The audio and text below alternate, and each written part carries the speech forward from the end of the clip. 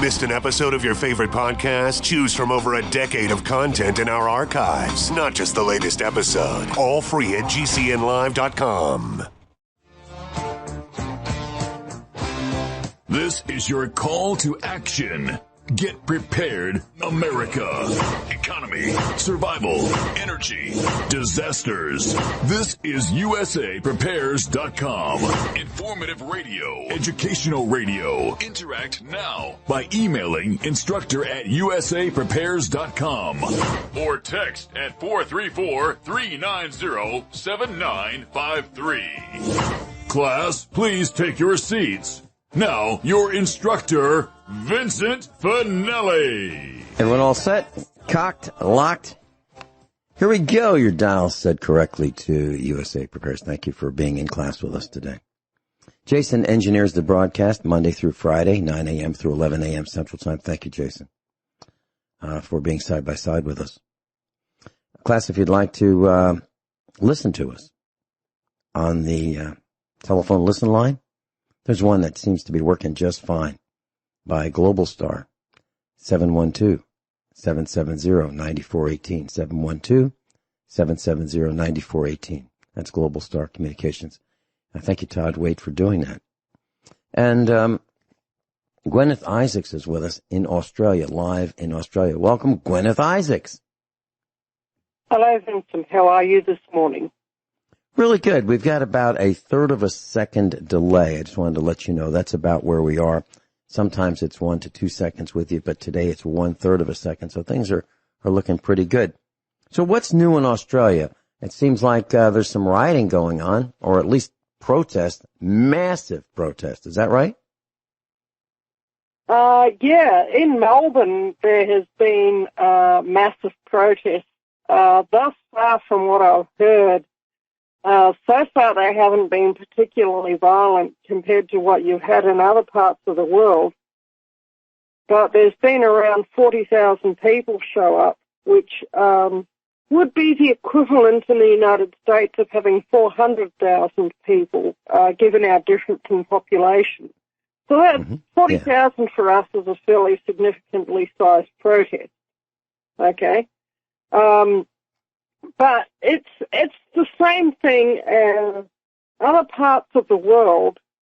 It's being painted as a race thing instead of a blue team versus the rest of us thing, which it really is. It's not a race thing here in Australia. The blue team's horrible to everybody here in Australia. And I think that it's really wrong and dishonest of how the news is portraying it, and about how Black Lives Matter is couching it as being that no white people ever have problems with the police, when I certainly personally know that is definitely not the case. That white people absolutely have problems with the police. Asian people, Aboriginal people, African people, everybody has trouble with the blue team.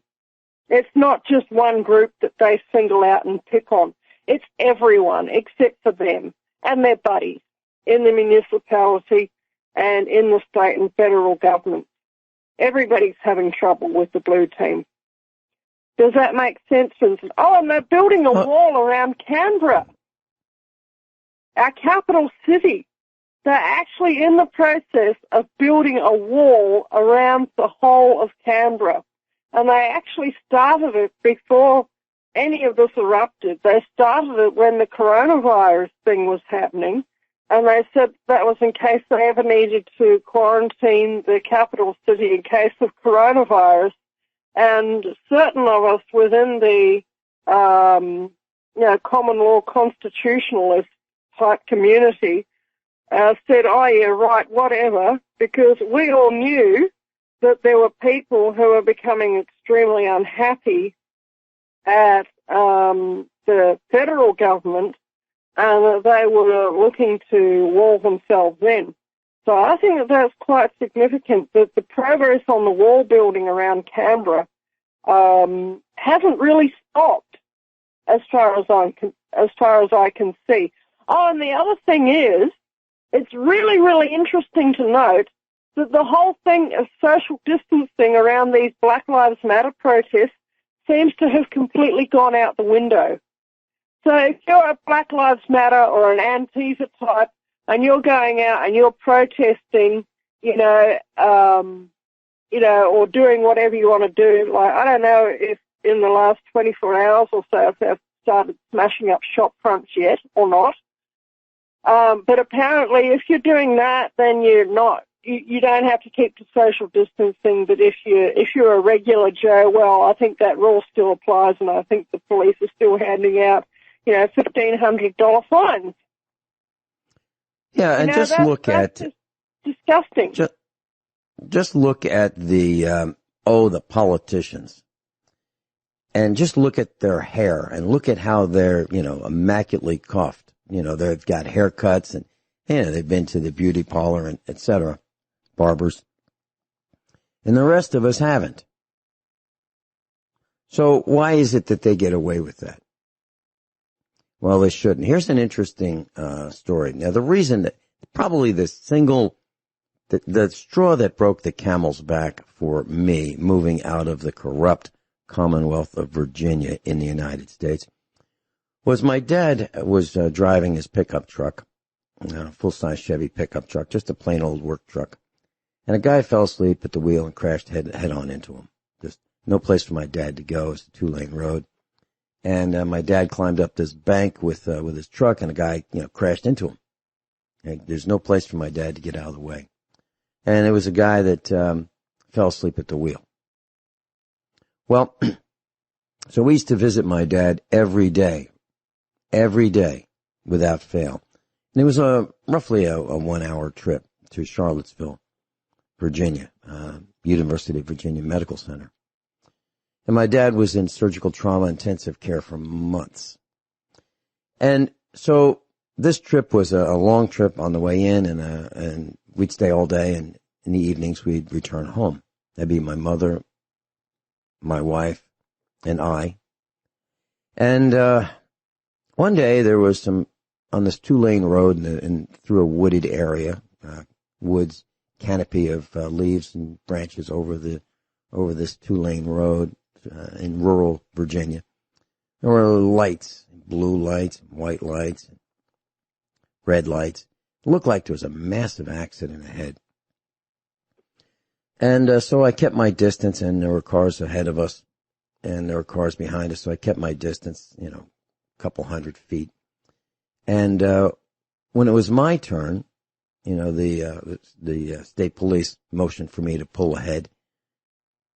When it was my turn, I pulled ahead, and he said, "License and registration, proof of insurance." He barked it at me. And I said, "Why?" And he was going to pull me out of the window of my vehicle. He was so angry with me because I asked him why.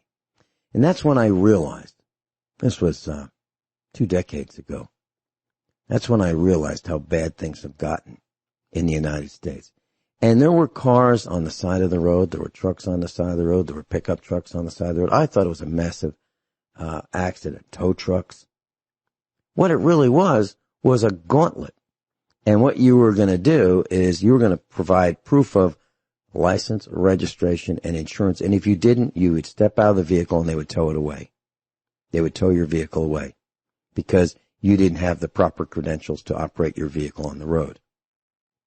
And that's what all those cars on the side of the road were, and all those trucks, and the tow trucks. I mean, this thing was an assembly line to yank people out of their vehicles and kidnap their equipment, their vehicles,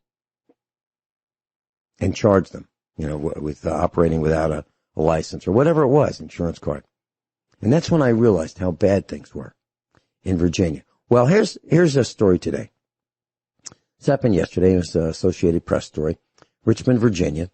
A Virginia state trooper has resigned after he claimed, now a state trooper in Virginia the trooper claimed, that in a text message that he coughed on a driver he ticketed in hopes of spreading the coronavirus.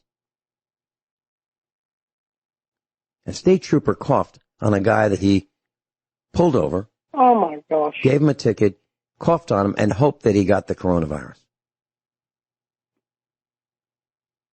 That's why people despise the blue team. Things like that. So, he resigned, and he's proud. He's proud that he did this. It's an outrage, right? What planet do these people come from? I don't know. Right. If we did that to them, we'd be cuffed and we'd be spending quite a long time in the pokey, as they call it over here. Yeah, they say as a guest of Her Majesty, is what they say, or a guest of the crown. We're going on a holiday. So in this text message, Jacob Gooch, Gooch, told Mark and another brother, I guess he has two brothers, that he gave a Mennonite man a ticket and coughed on him so he would spread the coronavirus to a wedding that they were going to.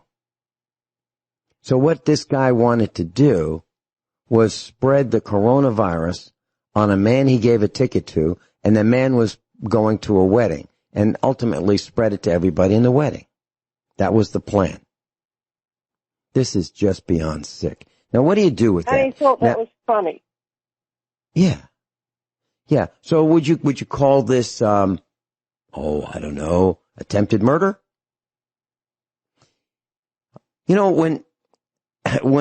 When I see a police car or when I see a policeman, I do not want to walk up or run up and with a big smile and say, hey, how's it going? Shake their hand. Say, thank you so much for your service. I want to run the other way. And I have to tell you that I understand why black men and black women run from the police. I understand it. Because I do. And I'm not black. I think that they have been beating us up so long that the natural reaction when you see a police car is to slam on the brakes if you're behind the wheel. Whether you're speeding or not, it's irrelevant. Because you know that the fines are so outrageous that if you get stopped doing anything, it's going to be expensive.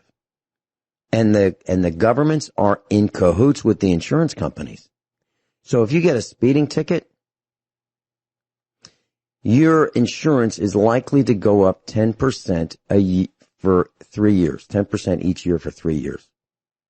So that little speeding ticket of $300 is now a big, big expensive problem. And if you're out of state, like let's say you're driving a family member's vehicle and you borrow it and it's from out of state and you're operating it in your state, you are a likely candidate to get a ticket because the police know that you're not likely to come back to court to contest the ticket. So you just pay it. Can you imagine a system that rewards the police for giving tickets? Can you imagine a system like that? That's what we have. Actually, it's a contest. So what is happening, class, is that people are proving with their videos that the police narratives, what the police are saying, is not true. It's actually lies by the police. Here's an example. Associated Press has an article that says Minneapolis police initially told the public that George Floyd died after a medical incident during a police interaction. He died after a medical incident during a police interaction. What the heck is a police interaction? Well, the Buffalo, that's not true. George Floyd was murdered by 4 cops. Murdered. And they said he died after a medical incident. Not true, okay? The police lied. Okay, next. The Buffalo, New York Police Department, I've been to Buffalo many times. The Buffalo, New York Police Department said that a protester tripped and fell. Now, this was that 75-year-old man, white-haired man. They had two cops shoved him backwards, and he cracked open his head, and he's in a critical but stable condition. Donald Trump, President Donald Trump, I believe, released a statement that, or a tweet that this man might have been an instigator. Well, what really happened was the police shoved him. The video is absolutely crystal clear. The police were wrong and should be charged. If this man dies, with second-degree murder. That's what they should be charged with. And convicted of it. So, the police released this statement, said that this protester tripped and fell. No. He was shoved by two cops. Next. The Philadelphia Police Department alleged that a college student suffered a serious head wound and had assaulted an officer. Well, that's not true either. So what's happening is the police are blaming us for beating us up. Now, nobody in their right mind would believe anything that the police say. Nothing. And what do the police do? They have internal affairs. And who would believe in today's world that an investigation by the police investigating the police would have any outcome other than to be in favor of the police? We all know about the blue glue. So, in Buffalo, New York, 2 police officers have been suspended for beating up this guy, a 75-year-old man. And there was a swarm of these cops in riot gear. A swarm of them. I'm talking, they had helmets, face masks, batons, clubs, everything else you can think of. Body armor. These guys were ready for war. And there was about 50 of them approaching this one guy. 50 of them. So this man was quite brave. This white-haired 75-year-old coming against these young cops looking for a war. The cops were. And so, as a result, what should happen? Well, the entire government of the city of Buffalo, New York should be disbanded. Because this action comes from the mayor. The mayor says, okay, here's the level of aggression we are going to use against the police. By the way, what's in the background of this video of these cops pushing this man around? An armored vehicle. Why do they have armored vehicles? Why do the police have weapons of war? So what happened? Well, 57 of these guys walked out, and they walked out of their jobs, meaning the special force, this black uniformed, helmeted riot squad force. 57 of them quit. That's great. But they are just a subset of the regular police for Buffalo, New York. And then what happened? Well, when there was a court appearance, 100 of them showed up in court in support of the 2 cops that beat up this single 75-year-old white-haired man.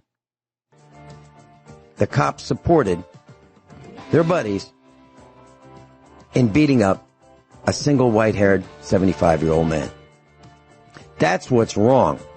There's no such thing as a good cop. That is the proof there's no such thing as a good cop. Because if there were, the cops would be furious and they'd beat up their own bad cops. But no, they don't. They support bad cops. So if cops support bad cops, there's no such thing as a good cop. Guineith, I maintain that these protests are not only about blacks and the oppression that they have been subject to. And it's been plenty of it that they've been subject to. I believe it is about people, all kinds of people, every color, being abused by the system. The system meaning the educational system, the government, if you will, at the town, city, state, and federal level. I believe it's about taxation. I believe it's about corporate greed. I believe it's about the haves versus the don't haves. I believe it's about the lying, the misrepresentation. I believe it's about people being targeted and arrested and picked on. I believe it's because of the double standard. The cops get away with murder. The politicians get away with murder and pillaging and raping and et cetera. And the pedophiles. And it's all of this stuff, the protected classes versus us. And we're sick of it.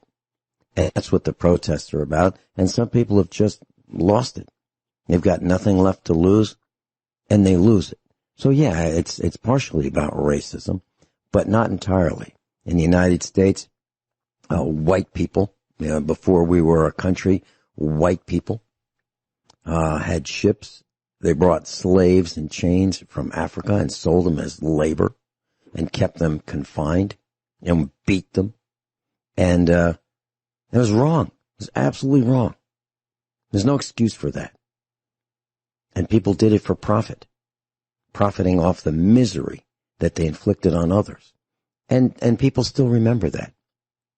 And then, so all across the country, people all across the world, this has been happening. It's not just in the United States.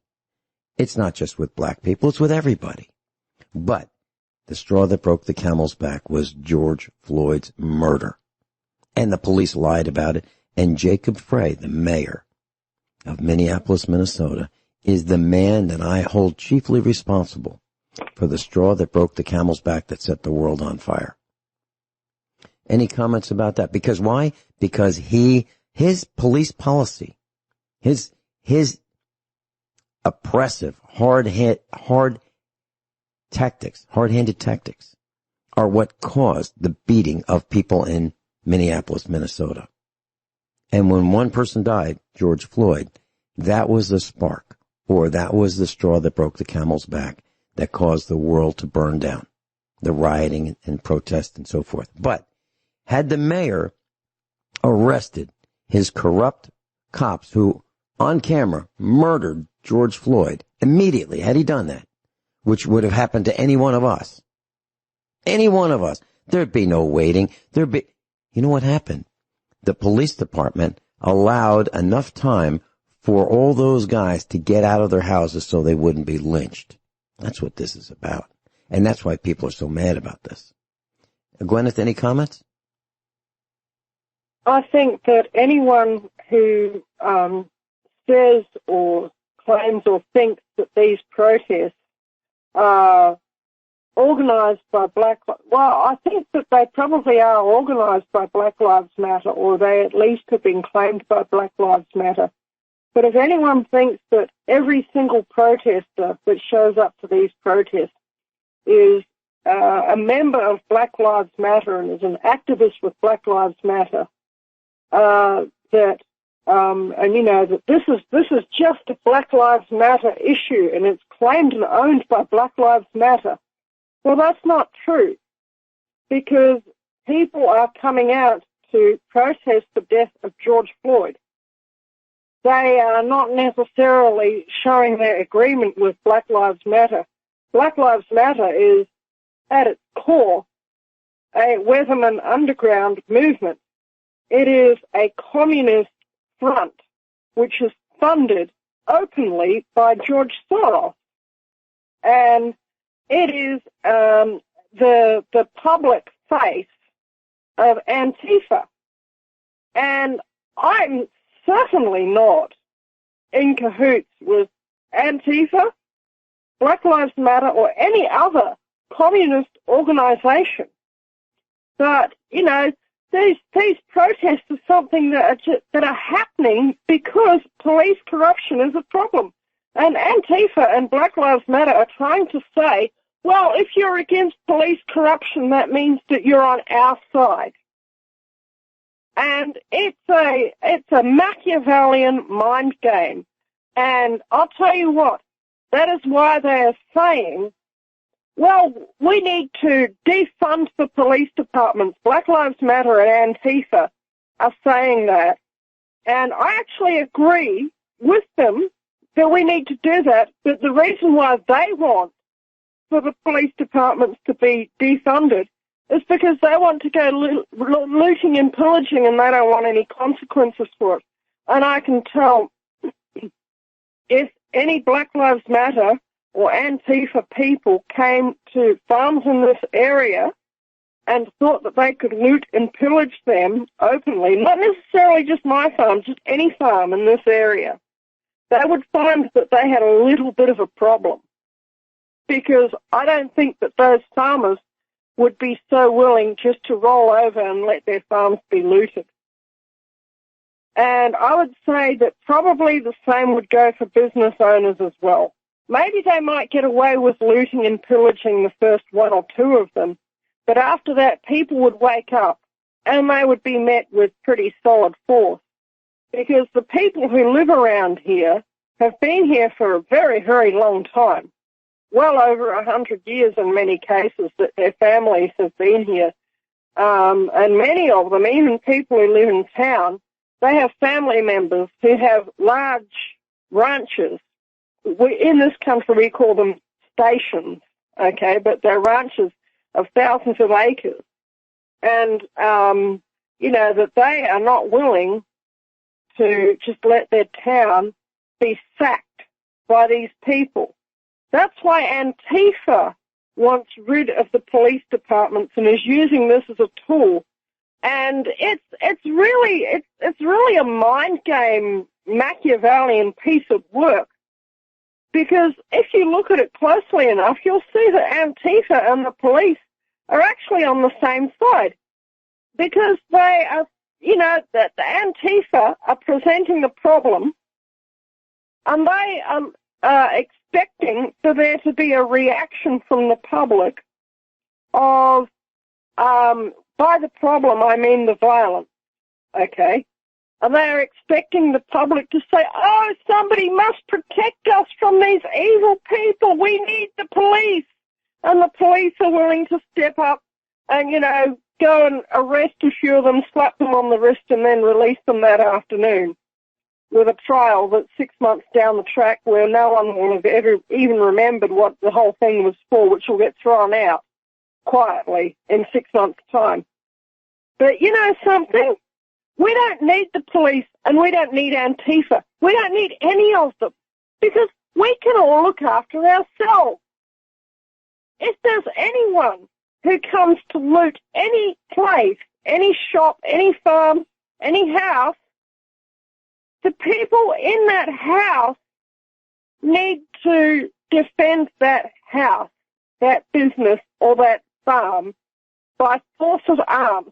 They are entitled to, under common law, under natural law, the law that is written on the heart of every single human being on the face of God's earth, that you have the right to defend your life, your property, and your business by force of arms. You don't need somebody in a costume to come along and defend that property for you. If you've got a house or a farm or a business and you've got a rampant, violent gang threatening it, you'd better make an acquaintance with some form of protection device, okay? Whether that's Lucille, whether that's some form of projectile firing device or whatever. You need to make sure that you have your systems of protection on hand and that you are well versed in how to use them, okay? And even just by going out there and just, not necessarily wielding, but brandishing your chosen form of defense, it is often enough for you to stand at your gate or the doorway of your business. Just brandishing, not wielding. There's a difference. Brandishing is you hold Lucille over your shoulder. Wielding is Lucille's ready to strike, for example. Okay?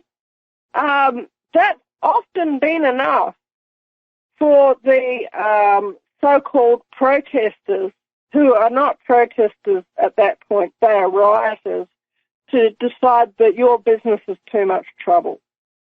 And I would encourage people to defend their property and their life and their businesses and their homes.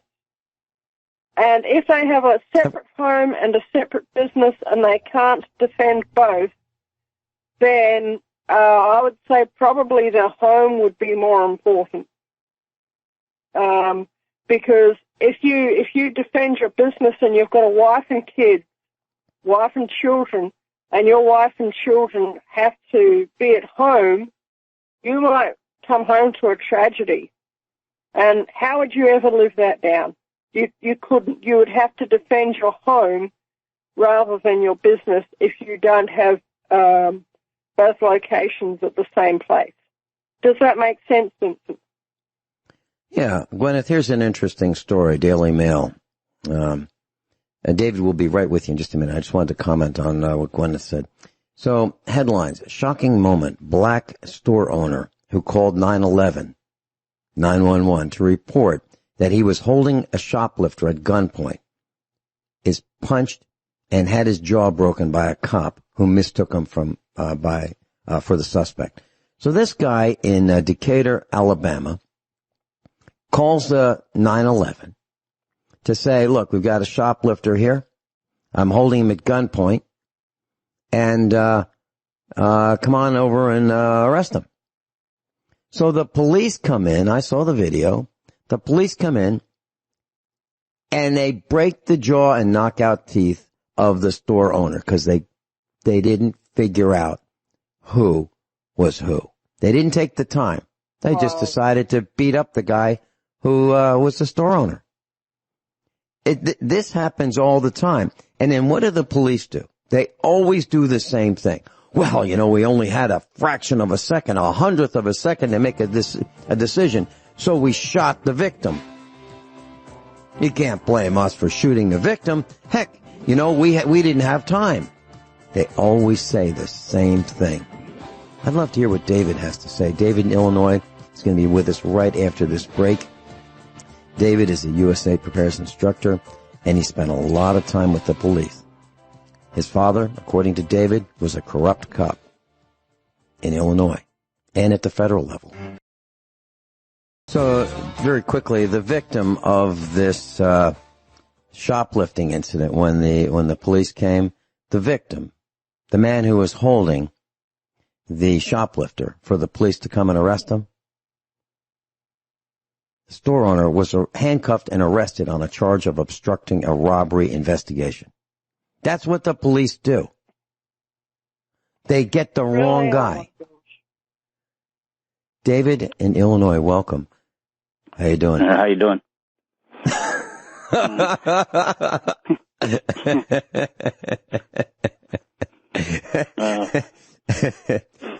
David, did I get it accurately when I said that your dad was a corrupt cop in Illinois and at the federal level? Yep, several upper federal levels. So just not one. Transferred many places. So yes. Was your blood boiling when I was talking about the store owner who was beat up by the police while he called the police, waiting for the police to arrest the criminal? I mean, does that make your blood boil? Yes, his teeth were knocked out. That's common. His teeth were knocked out, and his jaw was wired shut. Yeah, because they broke his jaw. Yeah. It's rough. Yeah. Here's the thing. The training has gotten so bad ever since the IDF came over here to start training our people. They train the federal guys first. And they have a whole different way of enforcement in Israel than IDF is Israeli Defense Forces, for those who didn't know. They have a whole different way of, enforcing their ways of, laws and the way they do things over there. It's different than all. You just don't do things like that. But since they did that, everybody's a target over here. I mean, but what they trained these guys to do was so much of a concern with some of the older guys that he hung out with. They, like my dad, he was issued a Beretta and an M14 and a shotgun. When he was off, he was scared to death to carry his own weapon because he knew he would not have time to get his own badge out to identify himself before he's probably going to be shot with, 15 rounds. Because the people don't understand, they're trained to carry them weapons hot, ready to go. That means no safety if there's one on there. Round in the chamber, ready to fire. Once it's pulled, they empty it until that individual does not move anymore. Now, what do you think is going to happen if you keep getting hit with bullets? Really? And then if any others show up, they're going to jump into the feeding frenzy. How about, David, how about these? I was at a gun show 20 years ago. Well, maybe 30 years ago. And it was in Richmond, Virginia. And there was a couple cops in the back of the gun show. They rented a table. Now, typically, the back is where the newcomers go. And that's any gun show. Okay? The old standbys like to be in the front, toward the front. So when you first walk in, your money gets spent, on the first few tables. So back tables are for the newcomers. Well, there was a table there with two police guys, and they were not in uniform, and they were selling ammunition. They were selling boxes, and they had a whole table full, thousands of dollars worth of ammunition that they were selling at low prices. And this ammunition, I looked at these boxes, and this ammunition said things like Ranger, for law enforcement use only. These guys were selling police ammunition, 9mm, 45, 40 caliber. They had shotgun rounds. They had it all. Anything you wanted, they had in the kind of ammunition the police use. The kind of ammunition, like Teflon coated ammunition that will pierce a bullet resistant vest. The kind of stuff they say, oh, these are cop killer bullets. That's what they were selling. Now, why do the cops have cop killer bullets? Where did they get these from, and why were they selling them? To me, it's kind of obvious. Do you have any thoughts? Yeah. Yes. I thought about this, and I forgot about something when we brought this up before about ammo, and I totally forgot about this other where they get a lot of that ammo as well. The companies try to market to the federal government and law enforcement officials certain ammo to do certain things. When they go to start doing field testing, they hand it out to those officers. Now, think about what field testing means. You got to go out there and use this ammo out in the public to see if it performs as well as they expect it. That's what that is. And then if a lot of it's canceled, and when it's canceled, they take it home. And therefore, you see it in the gun show. Or you see it in your buddies have it. That says, hey, I got some of this ammo. You want some? So, I believe what you're saying is they take ammunition from the police department and sell it for their own profit. Is that right? Oh, yeah. Not just that. All kinds of things. Drugs, a lot of stuff.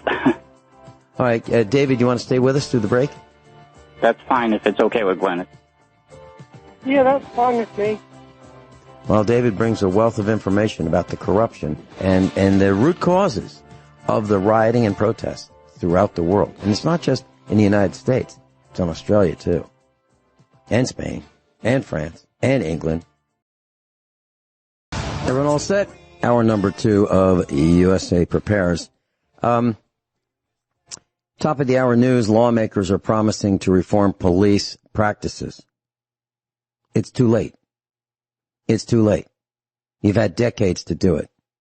You've abused us. It's too late. It's now time to disband the police departments across the country and across the world and rebuild.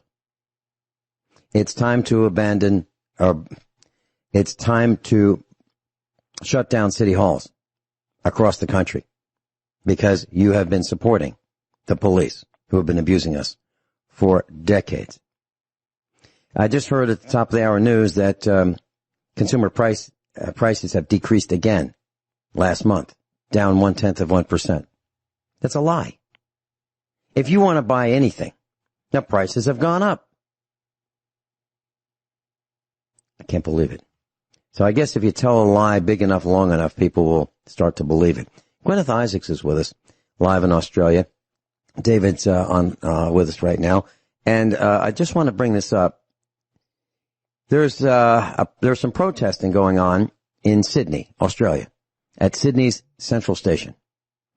And it was a protest where it was a nice protest. And the police pepper sprayed the protesters. Now, where do they spray these streams? Now, this is not like a mist. These are streams. Where do they spray pepper spray on the protesters? Right in the face. Mouth and eyes. Right in the face. And there's videos of it, images of it. These people, these police should be arrested, handcuffed, and get the same exact treatment that they are unleashing on we the people of the planet. These guys have riot boots, billy clubs, guns, tasers, the whole 9 yards. These guys are ready for war, and they're unleashing it on we the people. David, you had a comment? Yeah. Do you honestly really think they're going to give up that power so easily? They're doing this. They're doing this in front of everyone. They know the cameras are there. They know the videos are there. They don't care, and they've had this amount of power for generations, and it's gotten worse and worse. My father's been sending me videos. There's probably tens of thousands of videos about what out there, what they've done. They take videos. They take pictures. I would get sent stuff to me like crazy. And so I'm not surprised every time I see the news and another videos came out. They're out there all over the place. Nobody just wants to sit there and say, hey, I've seen the cops. Or another cop, he doesn't want to be the one to come out there and say, hey, they did this in front of me. You could tell that guy that's disturbed by it. When you see a group of them and they've done something to somebody, you see the one guy that's kind of wandering around like, I don't want to be here. He's looking off. He don't even want to look at the situation. You can tell that's the guy that's troubled by it, but yet he won't act because he knows that's how they weed them people out. I've asked them time and time again, even when they hire black police officers, they got to prove their loyalty to us before their own people. Once they do that, then they become one of us. Until that time, they go in everywhere first. They go into the hot zones. They realize either they're going to be and prove themselves to us, or they're not going to want to be here. I'm looking at an image, a still picture of the Central Station in Sydney on Saturday night with a police officer, I guess. He's got a can of spray, and he's aimed it. Now, this thing is traveling at least 10 feet, and it is a stream. It's not a mist, and he's aimed right at the face of a protester. And there are protesters on the ground have already been sprayed in pain because that's what these guys have done. This is over the top. And the reason I believe, and you've said it in different words, but the reason they get away with it is because City Hall, the government, allows them, encourages them, trains them, and equips them to do this and rewards them to do this. So what needs to happen? Well, the police need to be disbanded. And the city governments need to be disbanded because they support, condone, endorse, enhance, and protect the people who are committing these crimes against we the people. David, do you agree or disagree? Then Gwen. I agree, and I've told you this before several times. Whenever they go out there and something happens to Men in Blue and the city officials, all they have to do is give an excuse no matter how stupid it is. I mean, do you see the stuff we're dealing with these two situations, the New York or the Buffalo and the Minnesota?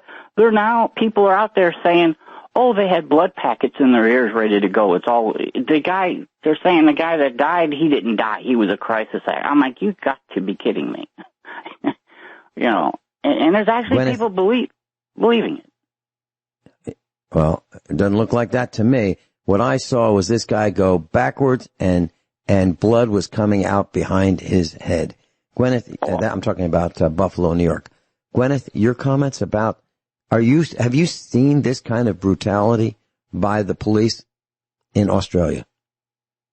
I've heard of, I know of one case that was very, very public at the time of where the police covered up one of the most brutal murders that has ever been in Western Australia, where people that I've spoken to who saw the inside of this house where this murder happened just said that there was blood everywhere.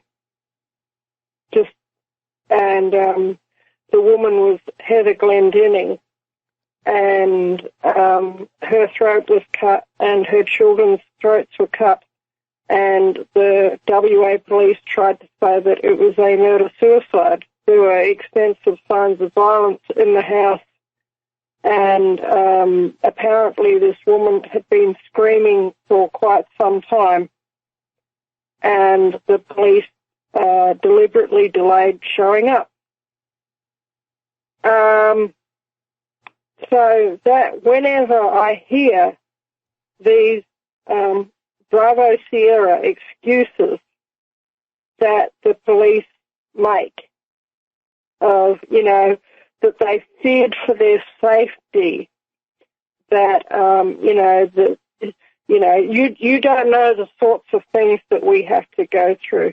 Listen, you're speaking to somebody who has been chased through a state forest, myself personally, chased through a state forest with my at that time, young children.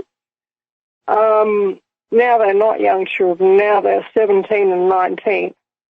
But at the time they were young children, and we were chased through a state forest by a gang of around about 30 or 40 corrupt police and their hangers-on, and 5 or 6, including their hit squad, included 5 or 6 Alsatians. It included spotter planes. It included helicopters. It included aluminium boats with guys with high-powered rifles on the lake. It included guys with jet skis and high-powered rifles on the lake. And any time that I hear a cop say, oh, but, you don't know what we have to go through. We fear for our safety out there. I say, well, you're not the one who made us the enemy. Actually, you are the ones. You are the ones. You, Mr. Police Officer, you are the ones who made us the enemy. We did not make us the enemy. You made us the enemy. You made us the enemy because you treated us like the enemy, and we have no choice now but to behave like the enemy because they are at war. They are putting up this BLM Antifa straw man to be a fake opposition so that they think that we will just all fold over and say, oh, well, here's some opposition to the police finally. Yay, we must be on their side, and go and all join them. When in reality, it's just another Hegelian dialectic of problem, reaction, solution. Where at these demonstrations, the police are actually protecting the BLM/Antifa protesters. They're not opposed to the police. If they were opposed to the police, if they were the opposite team to the police, why would the police be protecting them? People need to ask these questions. At these protests where you get journalists simply come and say, yeah, we saw a busload of you guys coming, We saw the 7 buses parked out the back of City Hall. We saw you coming out of them. We would like to know who paid for the buses. Where you get journalists, genuine journalists, asking these sorts of questions, the BLM Antifa type wearing, not doing social distancing, by the way, that's gone out the window, but that's beside the point. They surround this journalist and they get really, really antagonistic, violent, throwing things at him, and then guess who comes in and puts their 2 cents worth and accosts the guy and basically shoves him off the site? It's the police that step in at that point, grab the guy by his armpit and drag him from the scene. And basically, what the heck? This is a Hegelian dialectic. The BLM are working with the police to be the fake opposition. So that the police can then say, well, you need us to protect you from them. Meaning BLM/Antifa. Okay? These guys are violent. They're funded by George Soros, who is a Nazi collaborator, and who brings down economies of whole countries. And when he was asked, he brought down the economy of Malaysia back in the day. And when he was asked why he brought down the economy of Malaysia, he said, I just did it because I could. He did it because he could. This guy is really evil. Okay? We'll be right back with... He's funding the whole thing. He's doing it to create instability. And we need to not fall for it. Who is funding this instability? George Soros. Oh, okay. Well, George Soros's nephew, I believe, is married to Chelsea Clinton. Yeah, so Chelsea Clinton married a guy by the name of Mark Mezvinsky. And Mark Mezvinsky refers to himself as a Jewish nerd. So Mark Mezvinsky set up a hedge fund. And he lost 90% of his investors' money. Yeah. But his father, Ed Mizvinsky, has served 2 terms as a Democrat congressman representing Iowa's 1st congressional district in the 1970s. Ed Mizvinsky, the Democratic congressman, pleaded guilty to running a Ponzi-type scheme that defrauded nearly $10 million from investors. Kind of sounds very similar to like father, like son. How about that? So Chelsea Clinton is married to this guy, and he is a nephew of George Soros. Wow. So that does not surprise me. Yeah. That does not surprise me. This guy's a scumbag. This scumbag doesn't even begin to describe George Soros. And his name isn't Soros. Evil men it's on the Schwartz. planet. And he's funding Antifa and Black Lives Matter. And all right, he wants let's just go to and set this whole thing up for massive disruption so that he can benefit from it. So Chelsea Clinton married this guy, Mark Mezvinsky, in 2010. And the wedding cost about $5 million. $5 million. So here's a breakdown of the wedding. $11,000 for the cake. Now this is going to make you sick. It ought to make you sick at the $11,000 for the cake in 2010 for the wedding cake. How does a wedding cake cost, $11,000? How does that happen? $250,000 for Chelsea's baubles, meaning jewelry. $250,000 for jewelry. $109,000 for tables and crockery. $600,000 for a glass-walled, air-conditioned series of tents. $600,000. $0.6 million. $500,000 for flowers. $500,000 for flowers. $200,000 for extra security. And if you had to use the bathroom, well, it was going to be outside. So they had $15,000 worth of porta potties with porcelain toilets. That is just a partial breakdown of the Clinton-Mezvinsky wedding. So if you don't think these people are all connected, they are. It's disgusting. It's disgusting. Now, they're all linked. Yes. All of them. So here we have... they just are. Mm-hmm. So it's really sad because I actually know people who have been sucked into this whole Black Lives Matter thing who don't know that, what a bunch of evil scumbags are running it. Okay? And they genuinely want to fight against police corruption and think that it's a really bad thing that, George Floyd died, and they think that, all of this, thing of, police corruption is, that Black Lives Matter are the answer to it and all the rest of it. And it's just not true.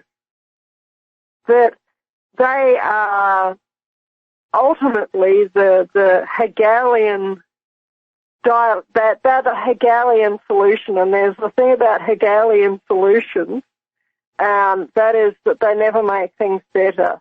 They only ever make things worse. And if anyone wants to look up on the internet what a Hegelian dialectic is, it's that, oh my gosh, well, you can look it up, but it's like, wow, we've got a massive, massive, massive problem here. We've just got, too many sharks, so we'll make a movie called Jaws. When in reality, like 12 people a year die in shark attacks worldwide, or something like that. That they decide that sharks are going to be the problem, and sharks are the big boogeyman. And so, now we need to have a massive war on sharks. And so they go out and they just hire guys to go hunt down all the sharks, right. and before... We'll be right back. Guineith is with us, David's with us, and, if you look at the similarities, I've said that what's happening now is a combination. I don't think there are any other broadcasters that agree with me, but I stand firm that what you're seeing right now is a combination of a civil war and a revolutionary war. It's a combination of both. And it's because of the government oppression of the people. It's corporate oppression, corporate lying. It's amazing how no one seems to be able to figure out what's true and what's not anymore because of all the lies, the controlled media and so forth. So the Boston Massacre was one of the things that happened that caused the first American Revolution. There are many things, but the Boston Massacre was a result of months of tension between British soldiers and Boston residents. Soldiers were there to help enforce the Townshend Acts.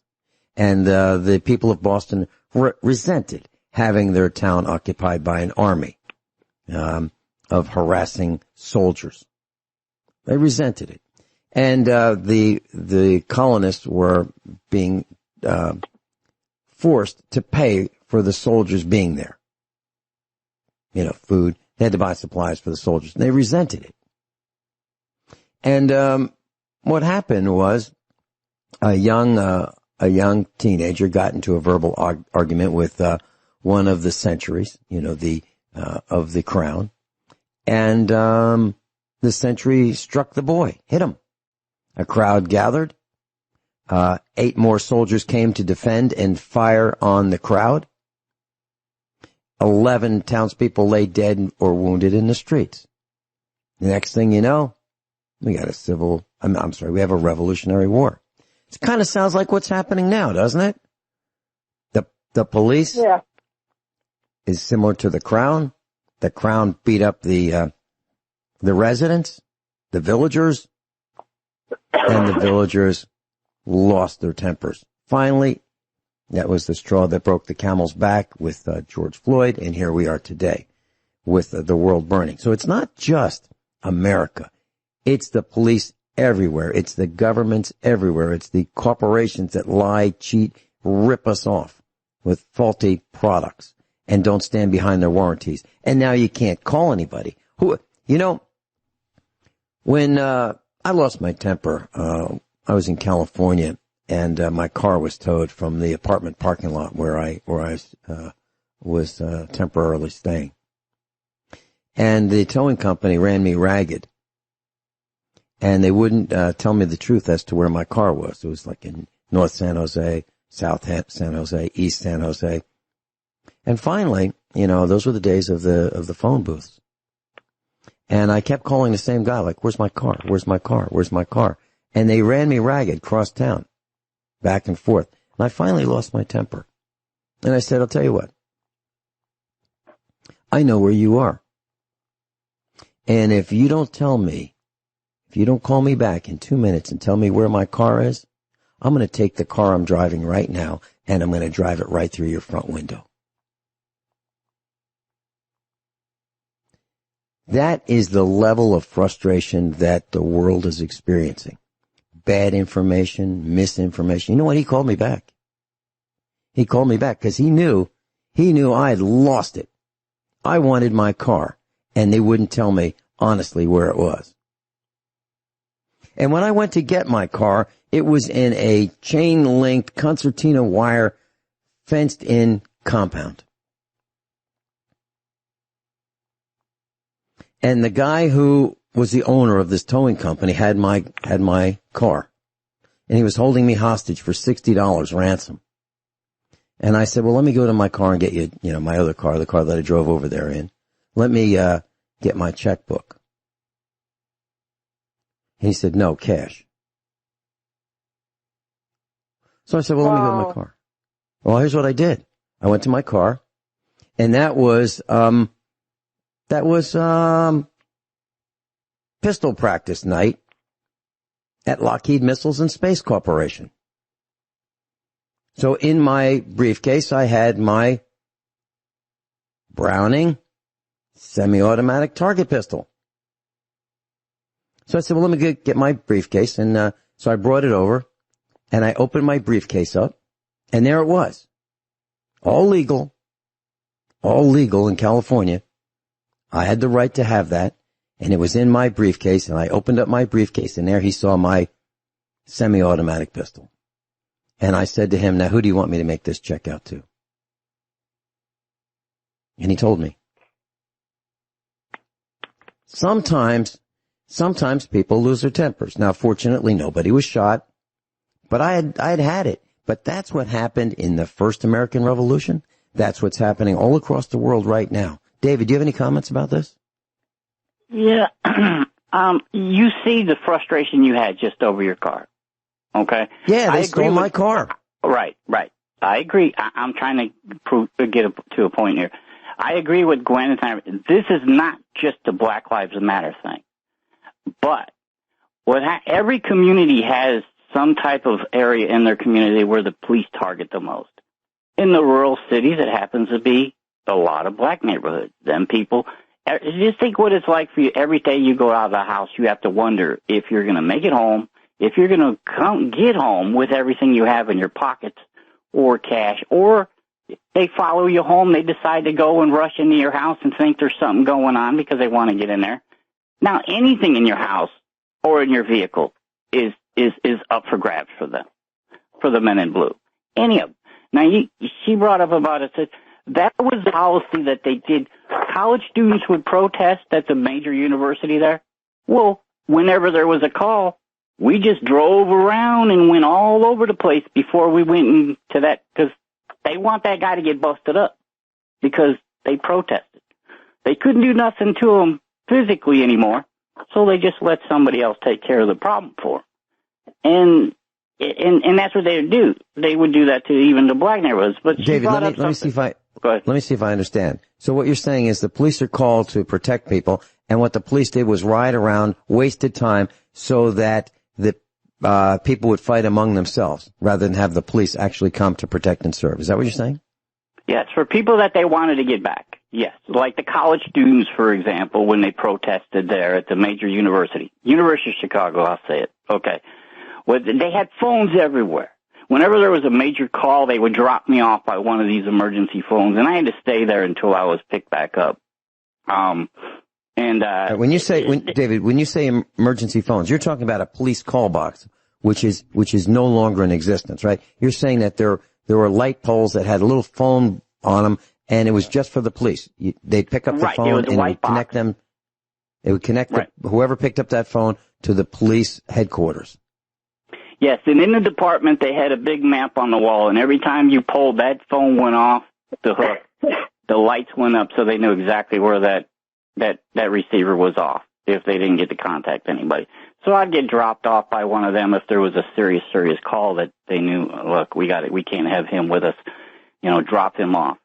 And you'd sit out there at midnight waiting for somebody in the middle of the city, I mean, but she brought up something to show you. There was one of his FBI buddies shot this woman twice while he was drunk. And I'm right there. They was not upset the fact that they shot this woman twice while he was drunk because he was mad. They were all just upset is she happened to survive and somebody called the ambulance because they heard the shots. My dad was on their way over there to finish her off.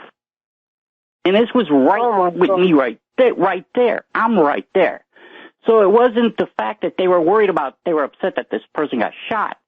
They were trying to clean up the mess. So they're trying to clean up the mess.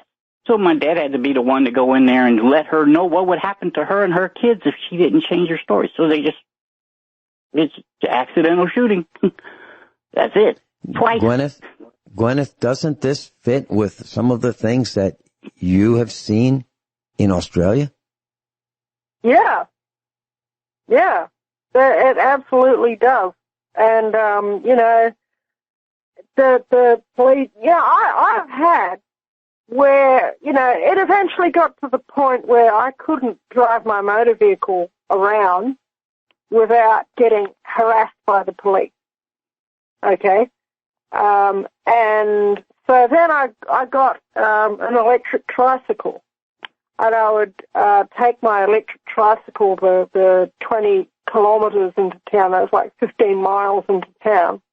And then I would do my shopping and load up my electric trike and then, leave it to charge for about 3 or 4 hours and then go home. And I would have the police following me around town on my electric tricycle. So, in other words, I would be going along the road on my electric tricycle and a police car would go past me and he would do a U-turn, go around, come down a side street, go around the block, and then go past me again. That's what I mean by follow me around town. And, it's just absolutely disgusting. I've had the police, follow me around when I've been just walking or biking or on my horse, pulling me over when I'm driving my horse and gig, and flashing their police lights at my horse and gig. And that potentially is an extremely dangerous situation.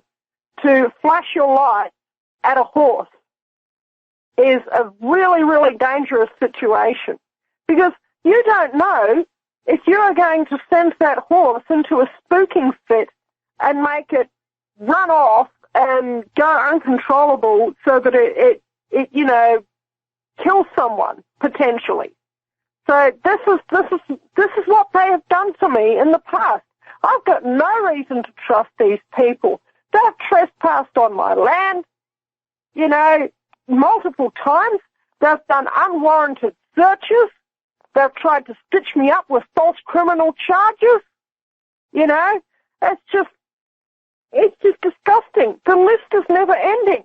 And people wonder why people don't trust the police. I can tell you why people don't trust the police, because I'm not the only one who's out there. And why did they do this to me?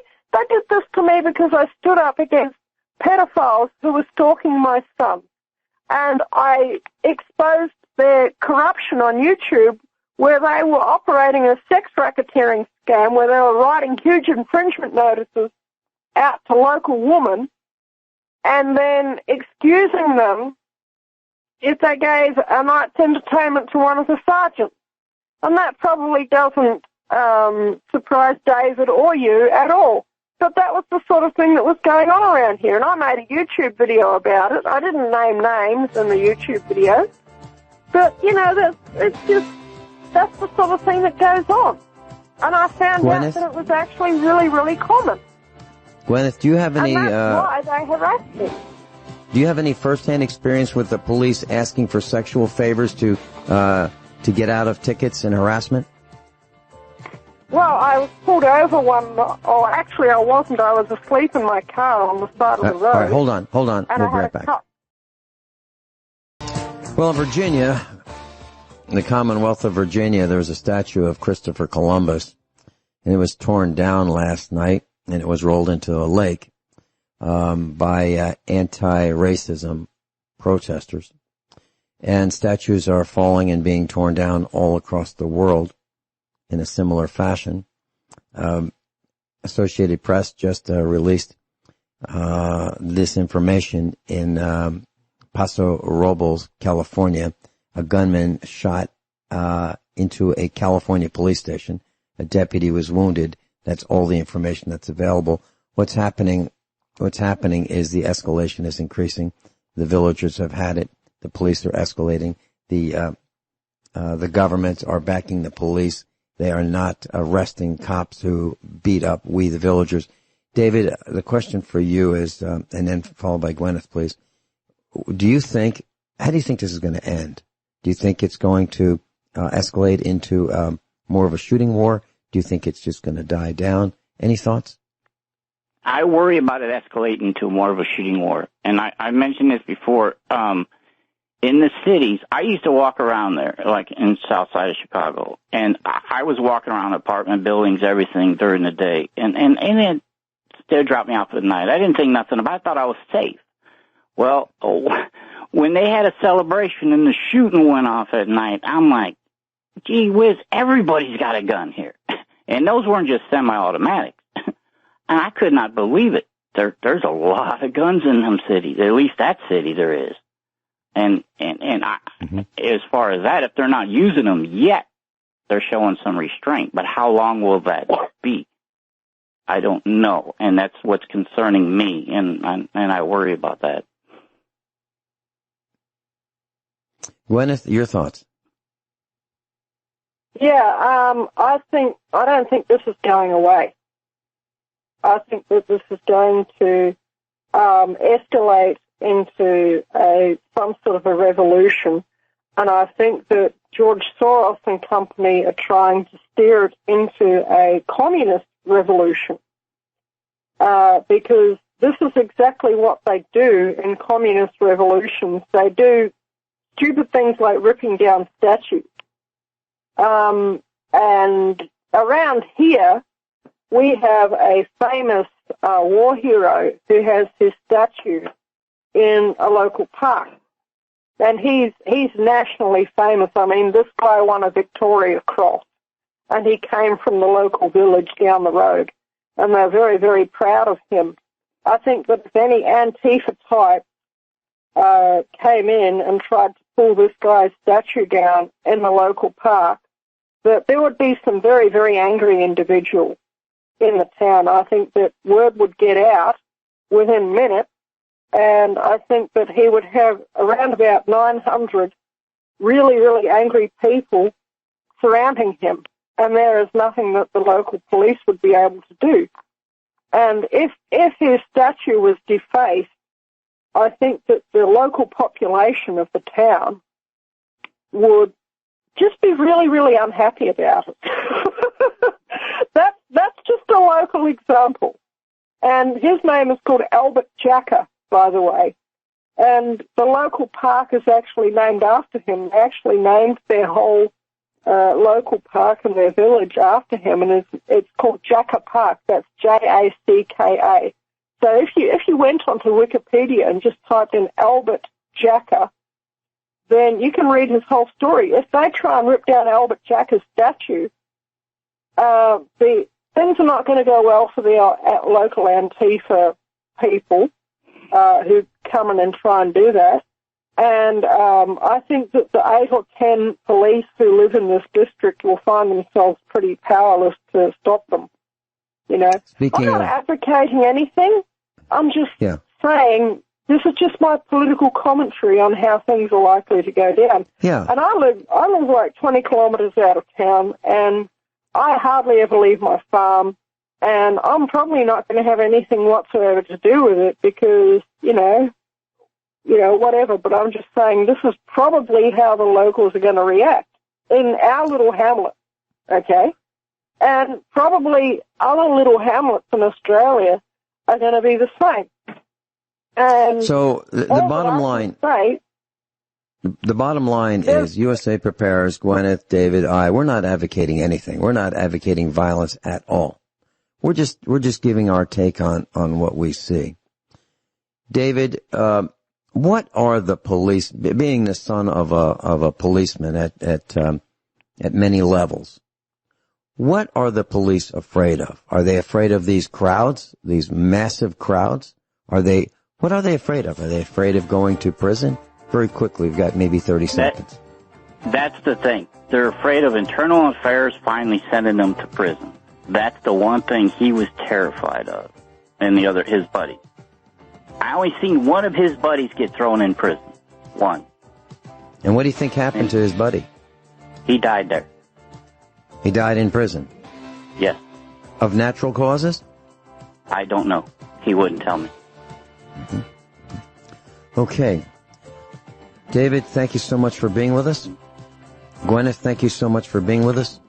Tomorrow, Joey and I are going to do a class on what it was like growing up in the 50s and 60s. Guineith, thank you so much for staying up late in Australia.